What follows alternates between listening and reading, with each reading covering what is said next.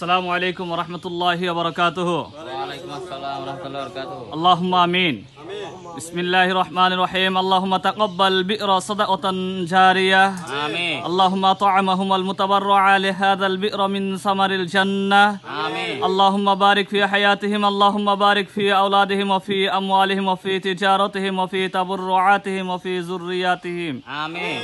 اللهم احفظهم من مصائب الدنيا والآخرة. اللهم وقفهم لما تحب وترضى. آمين. اللهم اغفر ذنوب الوالدين والأجداد للمتبرع لهذا البئر. آمين. اللهم اجعل قبورهم روضة من رياض الجنة. آمين. اللهم ارحمهم واسكنهم الفردوس الأعلى. آمين. آمين يا رب العالمين برحمتك يا أرحم الراحمين. آمين.